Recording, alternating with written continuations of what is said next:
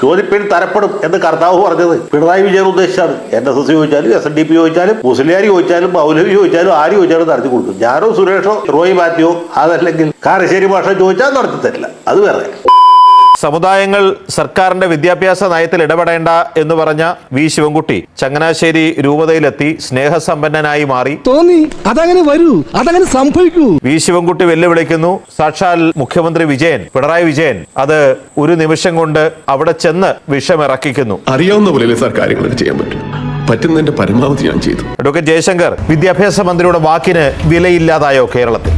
അത് പണ്ടും അങ്ങനെ തന്നെ ആയിരുന്നല്ലോ. അല്ലെ, ഈ സ്നേഹം എന്ന് പറഞ്ഞത് വളരെ പ്രധാനപ്പെട്ട ഒരു കാര്യമല്ലേ. സ്നേഹമാണ് അഖിലസാരം മൊഴിയിൽ എന്നാണ്. അപ്പൊ ഈ സ്നേഹം കണ്ടപ്പോൾ പുള്ളിയുടെ കരൾ അലിഞ്ഞുപോയി. അല്ലെ, ശിവൻകുട്ടി തിരുമേനിമാരെ പേടിച്ചിട്ടോ അല്ലെങ്കിൽ മതമേലധ്യക്ഷന്മാരെ കണ്ട് മുട്ടുപറച്ചതൊന്നുമല്ല. പറഞ്ഞ വിശ്വസിക്കോ? ഇല്ല, വിശ്വസിക്കില്ലേ? എന്റെ മതി, നിന്റെ ചായ കുടി. അഹങ്കാരി എന്താ നീയൊക്കെ? അവിടെ ചെന്ന് അവരുടെ ആ സ്നേഹവും ആ ഒരു താല്പര്യമൊക്കെ കണ്ടപ്പോൾ അദ്ദേഹത്തിന്റെ കരൾ അലിഞ്ഞുപോയി. ഐസ് ഫ്രൂട്ട് വെയിലത്ത് വെച്ച പോലെ. മാത്രമല്ല, അരമനയിൽ ചെല്ലുമ്പോ അണ്ടിപ്പരിപ്പും അതുപോലെ ഈന്തപ്പഴമൊക്കെ കൊടുക്കുമല്ലോ. എന്താണെന്നറിയില്ല, ഇപ്പൊ എത്ര കഴിച്ചാലും വിശപ്പില്ല.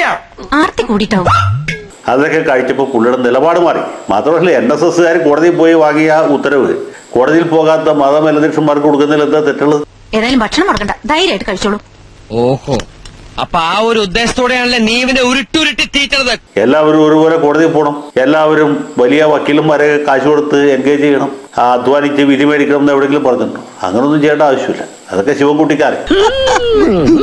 പിന്നെ പുള്ളി നിയമസഭയിൽ പറഞ്ഞപ്പോൾ അകന്ന് പുറകിലിരിക്കുന്ന പാർട്ടിക്കാരുടെ കൈയടി കിട്ടാൻ വേണ്ടി പറഞ്ഞു എന്ന് മാത്രമേ ഉള്ളൂ. നമുക്ക് അപ്പോഴേ അറിയാം ഇതൊക്കെ എവിടെ ചെന്ന് അവസാനിക്കുന്നു. ഇത് ആദ്യത്തെ സംഭവം അല്ലല്ലോ. മോനെ ദാമു, നിന്റെ വെടി ഞാൻ കുറെ കേട്ടതല്ലേടാ. പുള്ളി എന്തുകൊണ്ടാണ് നമ്മൾ മൂന്നാം മുട്ടശ്ശേരി എന്ന് വിളിക്കുന്നത്? പുള്ളി എത്ര തവണയാള് വാളൂരിയത് ഓരോ സമുദായ സംഘടനക്കാർക്കെതിരായിട്ട് ഇല്ലേ? ഇവിടെ ജനറൽ ന്യൂട്രൽ യൂണിഫോം ഉണ്ടാക്കാൻ പോയത് ഓർമ്മയില്ല? സ്കൂളിലെ ക്ലാസ് ടൈം കാലത്ത് വൈകുന്നേരം ക്ലാസ് ടൈം ദീർഘിപ്പിക്കാൻ തീരുമാനിച്ചത് നമ്മൾ കണ്ടത്. ശാസ്ത്രത്തിന്റെ ഒരു വളർച്ച അങ്ങനെ എന്തെല്ലാം കാണാൻ കിടക്കുന്നു. അങ്ങനെ എന്തെന്ത് പരിഷ്കാരങ്ങൾ നടത്തിയ ഒരു മന്ത്രിയാണ് അദ്ദേഹം. ഭയങ്കരം തന്നെ. ആളുകൾക്ക് പുള്ളിയെ പുച്ഛമാണ്, പരിഹാസമാണ്. പക്ഷെ ആള് വിദ്യാഭ്യാസ വിചക്ഷണനാണ്. സത്യം പറഞ്ഞാൽ മുണ്ടശ്ശേരി മാഷിനും മുഹമ്മദ് വായിക്ക് ശേഷം ഇത്രയും പണ്ഡിതനായ, ഇത്ര പ്രഗത്ഭനായ, ഇത്ര കാര്യശേഷിയുള്ള കർമ്മ നിപുണനായ ഒരു വിദ്യാഭ്യാസ മന്ത്രി ഉണ്ടായിട്ടില്ല. അപ്പൊ ഇതുപോലെ പ്രഗത്ഭനായ ഒരു മന്ത്രി കിട്ടിയാൽ നമ്മളെല്ലാവരും സന്തോഷിക്കണം. പിന്നെ ഈ മന്ത്രിസഭയുടെ ഒരു പ്രത്യേകത, ശിവൻകുട്ടി മാത്രമല്ല, ഒരുപാട് പ്രതിഭകളുണ്ട്. ശിവൻകുട്ടിയെ കാണുമ്പോൾ നമുക്ക് ബിന്ദു എത്ര മഹതിയാണെന്ന് മനസ്സിലാവും. ബിന്ദുവിനെ കാണുമ്പോൾ ഇതിനേക്കാൾ എത്ര ഭേദമാണ് സജി ചെറിയാൻ എന്ന് തോന്നും. അങ്ങനെ ഓരോ മന്ത്രിയും ഇത് മത്സരിച്ചുകൊണ്ടിരിക്കുകയാണ്. അവര് തമ്മിൽ കോമ്പറ്റീഷൻ അല്ലേ? ആരാണ് കൂടുതൽ കേമൻ, ആരാണ് പ്രഗത്ഭൻ, ആരാണ് കാര്യപ്രാപ്തി ഉള്ള ആൾ എന്നത്. പേരെടുത്ത് പറയാൻ 20 പേരുടെ പേര് നമ്മൾ പറയേണ്ടത്. ഓരോരുത്തരും ഒന്നിനൊന്ന് മികച്ച പ്രതിഭകളാണ്. അപ്പൊ അതുകൊണ്ട് ഇതൊക്കെ സ്വാഭാവികമാണ്. നമ്മൾ മുമ്പ് കണ്ടല്ലേ, ഇനിയും കാണാതിരിക്കുന്നതാണ്.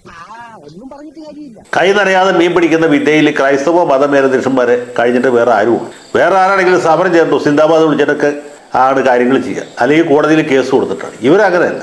എന്റെ രീതികൾ തികച്ചും വ്യത്യസ്തമാണ്. ഇവർ വളരെ ഭയത്തിൽ അവരുടെ ആ ഒരു നയവും വിനയവും പുഞ്ചിരിയും സ്നേഹവും എല്ലാം കൂട്ട് കൈ നനയാതെ മീൻ പിടിക്കുന്നതിൽ ഇവർക്കുള്ള ഒരു ഭയങ്കരമായ കഴിവ് നമ്മൾ അംഗീകരിച്ചാൽ മതിയാവും. മെത്രാന്മാർക്ക് ഒരു കാര്യം മനസ്സിലായി, UDF-നേക്കാളും കാര്യങ്ങൾ നടത്തിയെടുക്കാൻ നല്ലത് LDF ആണ്. കാര്യങ്ങൾ നടന്നു കിട്ടുന്നുണ്ട്. പറയുമ്പോ എല്ലാം പറയണമല്ലോ. ഇതുപോലെയല്ലേ NSSന്റെ കാര്യം. NSSന് നടത്തി കൊടുത്തു, SNDPക്ക് നടത്തി കൊടുക്കുന്നു, ക്രൈസ്തവ മതമനുഷ്യന്മാർക്ക് നടത്തി കൊടുക്കുന്നു, കാന്തപുരം മുസ്ലിംകാർക്ക് നടത്തി കൊടുക്കുന്നു, EK ഗ്രൂപ്പുകാർക്ക് നടത്തി കൊടുക്കുന്നു. ആര് വേണമെങ്കിലും ചോദിച്ചാൽ എന്റെ പേഴ്സണൽ അഭിപ്രായം പറയട്ടാ. എന്താ ചോദിപ്പിൻ തരപ്പെടും എന്ന് കർത്താവ് പറഞ്ഞത് പിണറായി വിജയൻ ഉദ്ദേശിച്ചാണ്.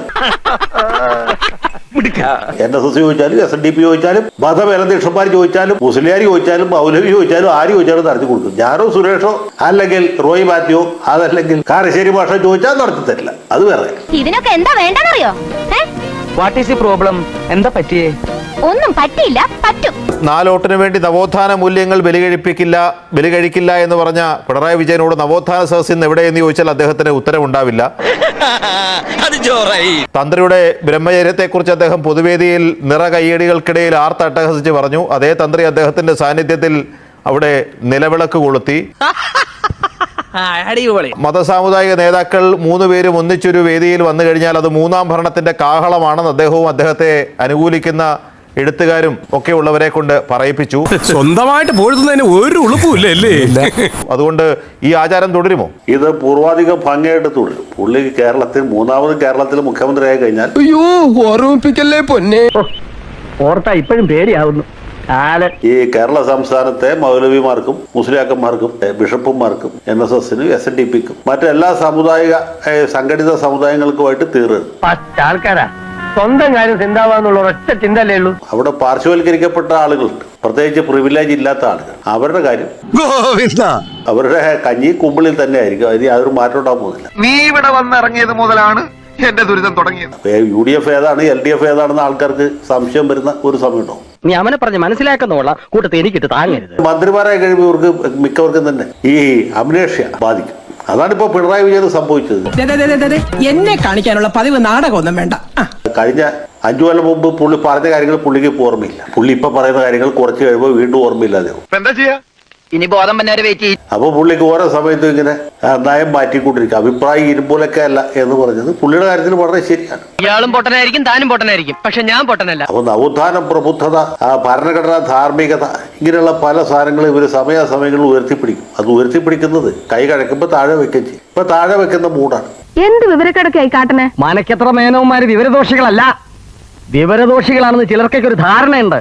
ആ ധാരണ തിരുത്താൻ തന്നെ എന്റെ തീരുമാനം. സമുദായ നേതാക്കന്മാർക്കും മതമേലധ്യക്ഷന്മാർക്കും പൊതുവെ ഒരു പരാതിയുണ്ട്. പിണറായിയെ കുറിച്ചല്ലോ, പ്രതിപക്ഷ നേതാവ് VD സതീശനെ കുറിച്ചാണ്. സതീശൻ സമയാസമയങ്ങളിൽ കടിച്ചുകുളങ്ങരയിൽ പോകുന്നില്ല, പെരുന്നേൽ ചെല്ലുന്നില്ല, അല്ലെങ്കിൽ മെത്രാന്മാരുടെ അരമനയിൽ ചെല്ലുന്ന അവരുടെ കൈമുത്തുന്നില്ല എന്നൊരു പരാതിയുണ്ട്. അപ്പൊ ആ ഒരു പരാതി പരിഹരിക്കാനുള്ള ഒരു എളിയ ശ്രമവും കൂടി ഇദ്ദേഹത്തിന്റെ ഭാഗത്തുണ്ട്. ഇങ്ങനെയുള്ള ആളുകളുടെയൊക്കെ കരുണാകടാക്ഷം ഉണ്ടെങ്കിൽ മാത്രമേ മൂന്നാം ഊഴത്തെ കുറിച്ച് ചിന്തിക്കാൻ പറ്റൂ. നമ്മൾ പരിശ്രമിക്കാനുള്ള നമ്മൾ തന്നെ പരിശ്രമിക്കണ്ടേ സിസ്റ്റർ? എന്ത് ചെയ്തിട്ടും കൂടെ ഒരു മെനയാവണില്ലല്ലോ സജി.